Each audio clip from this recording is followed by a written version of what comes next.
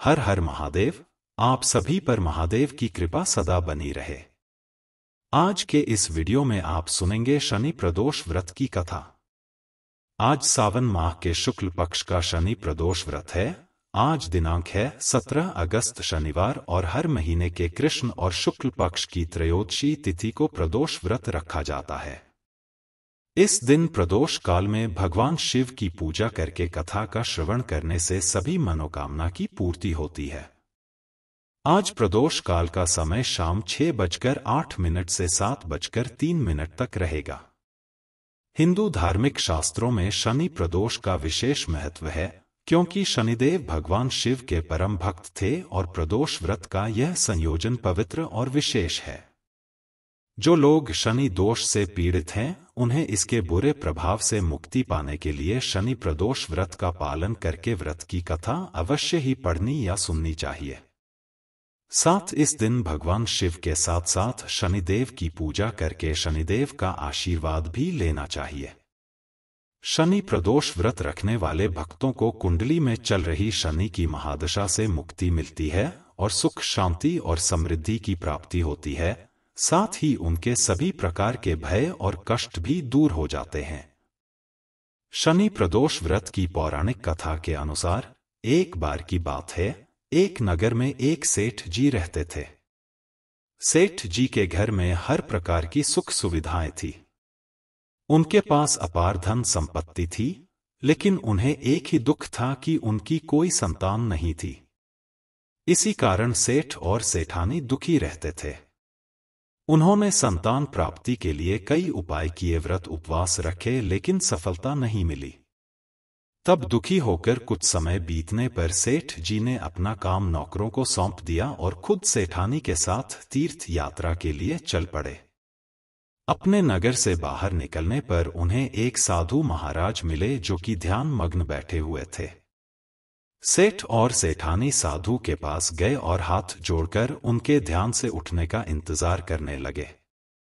काफी देर के बाद जब साधु महाराज ने आंखें खोली तब उन्हें पता चला कि उनके समक्ष कोई बहुत देर से आशीर्वाद लेने की प्रतीक्षा में बैठा हुआ है। साधु ने सेठ और सेठानी से कहा कि मैं तुम्हारा दुख समझता हूं, तुम इससे मुक्ति पाने के लिए शनि प्रदोष व्रत करो, इससे तुम्हें संतान सुख अवश्य ही प्राप्त होगा। फिर साधु ने सेठ सेठानी को प्रदोष व्रत की विधि बताने के साथ भगवान शिव की वंदना करने के लिए कहा। भगवान शिव की वंदना इस प्रकार की जाती है। हे रुद्रदेव शिव आपको नमस्कार है। शिव शंकर जगत गुरु आपको नमस्कार है। हे नीलकंठ सुर आपको नमस्कार है। शशि मौली चंद्र सुख आपको नमस्कार है। हे उमाकांत सुधी आपको नमस्कार। उग्र रूप मन आपको नमस्कार है। ईशान ईश प्रभु नमस्कार। विश्वेश्वर प्रभु शिव आपको नमस्कार है। साधु से इस प्रकार वंदना करने का विधान जानकर सेठ और सेठानी ने साधु महाराज को धन्यवाद किया और उनसे आशीर्वाद लेकर तीर्थ यात्रा के लिए चल पड़े। तीर्थ यात्रा से लौटने के बाद दोनों ने मिलकर शनि प्रदोष व्रत किया, जिसके प्रभाव से जल्दी उनके घर में एक सुंदर पुत्र का जन्म हुआ। इस प्रकार शनि प्रदोष व्रत रखने से सेठ सेठानी का घर खुशियों से भर गया। शनि प्रदोष व्रत के दिन जो भी भक्त जिस भी कामना को लेकर प्रदोष व्रत रखता है, उसकी वह कामना भगवान शिव और शनिदेव की कृपा से अवश्य ही पूरी होती है। अब सुनिए शनिदेव की कथा। पौराणिक कथा के अनुसार एक बार स्वर्ग लोक में सबसे बड़ा कौन, इस प्रश्न पर सभी 9 ग्रहों में वाद विवाद हो गया। सभी ग्रह एक दूसरे से कहने लगे कि मैं सबसे बड़ा, और इस पर विवाद इतना बढ़ गया कि परस्पर भयंकर युद्ध की स्थिति बन गई। कोई हल ना निकलता देखकर सभी 9 ग्रहों के देवता देवराज इंद्र के पास जा पहुंचे और कहने लगे, हे देवराज, अब तो आपको ही निर्णय करना होगा कि हम में से सबसे बड़ा कौन है। देवताओं का प्रश्न सुनकर देवराज इंद्र भी उलझन में पड़ गए। तब देवराज इंद्र कहने लगे, हे नवग्रहों, आपके प्रश्न ने तो मुझे भी उलझन में डाल दिया है। मैं इस प्रश्न का उत्तर देने में असमर्थ हूं। हम सभी पृथ्वी लोक में उज्जैनी नगरी में राजा विक्रमादित्य के पास चलते हैं। इस प्रकार देवराज सहित सभी 9 ग्रहों के देवता उज्जैनी नगरी में जा पहुंचे। महल में पहुंचकर जब देवताओं ने उनसे अपना प्रश्न पूछा तब राजा विक्रमादित्य भी कुछ देर के लिए परेशान हो उठे, क्योंकि सभी देवतागण अपनी अपनी शक्तियों के कारण महान थे। सभी नवग्रहों में से किसी भी एक को छोटा या बड़ा कह देने से उनके क्रोध का शिकार होना पड़ सकता था। अचानक राजा विक्रमादित्य को एक उपाय सूझा, क्योंकि राजा विक्रमादित्य को न्याय के लिए जाना जाता था, इसलिए उन्होंने न्याय करने के लिए विभिन्न धातुओं अर्थात स्वर्ण, रजत, कांसा, ताम्र, शीशा, रांगा, जस्ता, अभ्रक और लोहे के 9 आसन बनवाए। धातुओं के गुणों के अनुसार सभी आसनों को एक दूसरे के पीछे रखवाकर उन्होंने सभी देवता गणों को अपने अपने सिंहासन पर बैठने के लिए कहा। देवताओं के बैठने के बाद राजा विक्रमादित्य ने कहा, आपका निर्णय तो स्वयं हो गया। जो सबसे पहले सिंहासन पर विराजमान है वही सबसे बड़ा है। राजा विक्रमादित्य के निर्णय को सुनकर शनि देवता ने सबसे पीछे आसन पर बैठने के कारण अपने आप को छोटा जानकर क्रोधित होकर कहा, हे राजा विक्रमादित्य, तुमने मुझे सबसे पीछे बैठाकर मेरा अपमान किया है। तुम मेरी शक्तियों से परिचित नहीं हो, मैं तुम्हारा सर्वनाश कर दूंगा। तब शनिदेव ने कहा, सूर्य एक राशि पर 1 महीने, चंद्रमा 2.25 दिन, मंगल 1.5 महीने, बुध और शुक्र 1 महीने, बृहस्पति 13 महीने रहते हैं, लेकिन मैं किसी राशि पर 1.5 वर्ष अर्थात 7.5 जिसे कहते हैं तक रहता हूं। बड़े बड़े देवताओं को मैंने अपने प्रकोप से पीड़ित किया है। यहां तक कि श्रीराम को भी 7.5 के कारण ही वन में जाकर रहना पड़ा था। रावण को 7.5 के कारण ही युद्ध में मृत्यु का शिकार बनना पड़ा। हे राजा, अब तू भी मेरे प्रकोप से नहीं बच सकेगा।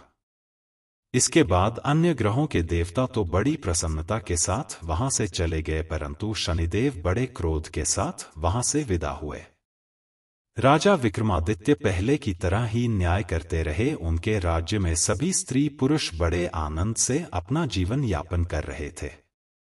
इस प्रकार कुछ दिन ऐसे ही सुकून से बीत गए, लेकिन उधर शनिदेव अभी तक अपने अपमान को नहीं भूल पाए थे। राजा विक्रमादित्य से बदला लेने के लिए एक दिन शनिदेव ने घोड़े के व्यापारी का रूप धारण किया और बहुत से घोड़ों के साथ उज्जैनी नगरी में जा पहुंचे। राजा विक्रमादित्य ने अपने राज्य में किसी घोड़े के व्यापारी के आने का समाचार सुना तो उन्होंने भी अपने अश्वपाल को कुछ घोड़े खरीदने के लिए भेज दिया, क्योंकि राजा को घोड़े पालने का भी शौक था। अब घोड़े तो बहुत कीमती थे।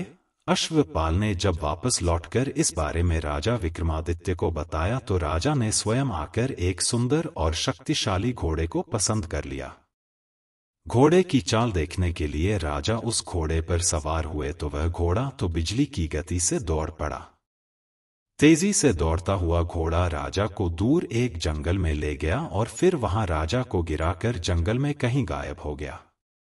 अब राजा अपने नगर को लौटने के लिए जंगल में ही भटकने लगा, लेकिन उन्हें लौटने का कोई रास्ता ही नहीं मिला। भटकते भटकते जंगल में इस प्रकार राजा को जोर से भूख प्यास लगने लगी। काफी दूर तक भटकने के बाद आखिरकार राजा को एक चरवाहा मिला। राजा ने उससे पानी मांगा। पानी पीकर राजा ने उस चरवाहे को अपनी अंगूठी दे दी। फिर उससे रास्ता पूछकर वह जंगल से निकलकर पास के ही एक नगर में जा पहुंचा। अब राजा विक्रमादित्य ने एक सेठ की दुकान पर बैठकर कुछ देर तक तो आराम किया। उस सेठ से राजा ने बातचीत की।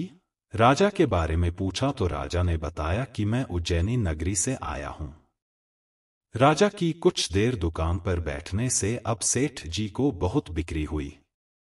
सेठ जी ने राजा को बड़ा भाग्यवान समझा कि इन्हीं के कारण आज मेरी दुकान में सबसे ज्यादा बिक्री हुई है, तो उन्होंने खुश होकर राजा को अपने घर पर भोजन के लिए आमंत्रित कर दिया और उन्हें अपने घर ले गए।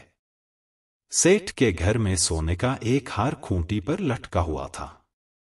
राजा को उस कमरे में छोड़कर सेठ कुछ देर के लिए बाहर चला गया। तभी एक आश्चर्यजनक घटना घटी। राजा विक्रमादित्य के देखते ही देखते सोने के उस हार को खूंटी ने निगल लिया।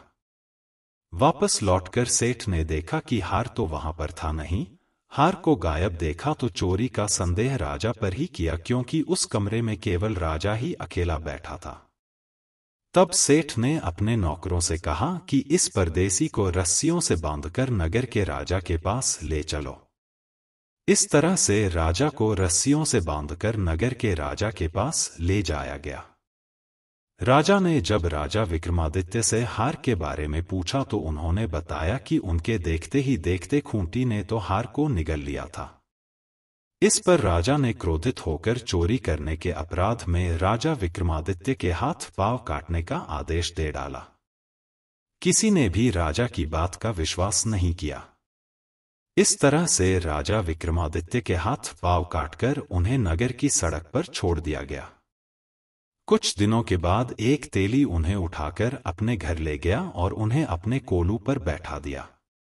अब राजा आवाज देकर बैलों को हाँकता रहता और इस तरह तेली का बैल चलता रहा।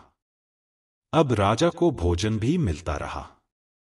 शनि के प्रकोप की 7.5 पूरी होने पर वर्षा ऋतु प्रारंभ हुई। अब एक दिन राजा विक्रमादित्य एक रात को मेघ मल्हार गा रहे थे कि तभी नगर के राजा की लड़की राजकुमारी मोहिनी रथ पर सवार होकर उस तेली के घर के पास से गुजरी। जब उसने मेघ मल्हार सुना तो उसे बड़ा अच्छा लगा। दासी को भेजकर गाने वाले को बुला लाने के लिए कहा। अब दासी ने लौटकर राजकुमारी को अपंग राजा के बारे में सब कुछ बता दिया। राजकुमारी उसके मेघ मल्हार से बहुत मोहित हुई। अतः उसने सब कुछ जानकर भी अपंग राजा से विवाह करने का निश्चय कर लिया। राजकुमारी ने अपने माता पिता से जब यह बात कही कि वह एक अपंग से विवाह करना चाहती है तो वे हैरान रह गए। रानी ने मोहिनी को समझाया, बेटी तेरे भाग्य में तो किसी राजा की रानी होना लिखा है, फिर तू उस अपंग से विवाह करके अपने पांव पर कुल्हाड़ी क्यों मार रही है। लेकिन राजकुमारी ने अपनी जिद नहीं छोड़ी। अपनी जिद पूरी कराने के लिए उसने भोजन करना छोड़ दिया और अपने प्राण त्याग देने का निश्चय कर लिया। आखिरकार राजा और रानी को विवश होकर अपंग विक्रमादित्य से अपनी राजकुमारी का विवाह करना ही पड़ा। विवाह के बाद राजा विक्रमादित्य और राजकुमारी उसी तेली के घर में रहने लगे। उसी रात स्वप्न में शनिदेव ने राजा से कहा, हे राजा, तुमने मेरा प्रकोप देख लिया, मैंने तुम्हें अपने अपमान का दंड दिया है। इस प्रकार राजा ने शनिदेव से क्षमा करने को कहा और प्रार्थना करते हुए कहने लगे, हे शनिदेव, आपने जितना दुख मुझे दिया है किसी और को कभी मत देना। तब शनिदेव ने कुछ सोचकर कहा, हे राजा, मैं तुम्हारी प्रार्थना स्वीकार करता हूं। जो कोई स्त्री पुरुष मेरी पूजा करेगा, शनिवार को व्रत करके मेरी व्रत कथा सुनेगा, उस पर मेरा आशीर्वाद सदा बना रहेगा। इस प्रकार प्रातः काल जब राजा विक्रमादित्य की नींद खुली तो उसने अपने हाथ पांव सही सलामत देखे। यह देखकर राजा को बड़ी खुशी हुई। उसने मन ही मन शनिदेव को प्रणाम किया। राजकुमारी भी राजा के हाथ पांव सही सलामत देखकर आश्चर्य में डूब गई। तब राजा विक्रमादित्य ने अपना असली परिचय देते हुए शनिदेव के प्रकोप की सारी कहानी रानी को कह सुनाई। सेठ को जब इस बात का पता चला तो वह दौड़ा दौड़ा तेली के घर पहुंच गया। राजा के चरणों में गिरकर क्षमा मांगने लगा। राजा ने उसे क्षमा कर दिया, क्योंकि यह सब तो शनिदेव के प्रकोप के कारण हुआ था। सेठ राजा को अपने घर ले गया और उन्हें भोजन कराया। भोजन कराते समय वहां एक आश्चर्यजनक घटना घटी। सबके देखते देखते उस खूंटी ने हार उगल दिया। यह देखकर सेठ बड़ा प्रसन्न हुआ और सेठ ने अपनी बेटी का विवाह भी राजा के साथ कर दिया। बहुत सारे स्वर्ण आभूषण और धन आदि देकर राजा को अपनी बेटी के साथ विदा कर दिया। अब राजा विक्रमादित्य राजकुमारी मोहिनी और सेठ की बेटी के साथ उज्जैनी नगरी में पहुंचे तो नगरवासियों ने बड़ी खुशी से उनका स्वागत किया। अगले दिन राजा विक्रमादित्य ने पूरे राज्य में घोषणा करा दी कि शनिदेव सभी देवों में सर्वश्रेष्ठ हैं, इसलिए हर स्त्री और पुरुष शनिवार को उनका व्रत करें और व्रत कथा अवश्य सुने। राजा विक्रमादित्य की घोषणा से शनिदेव बड़े प्रसन्न हुए। शनिवार का व्रत करने और व्रत कथा सुनने के कारण सभी लोगों की मनोकामनाएं शनिदेव की कृपा से पूरी होने लगी। सभी लोग बड़े आनंद पूर्वक रहने लगे। बोलिए शनि देवता की जय। अब सुनिए भगवान शिव की आरती। यह थी आज की कथाएं। अगर आपको जानकारी अच्छी लगी हो तो लाइक जरूर कीजिएगा।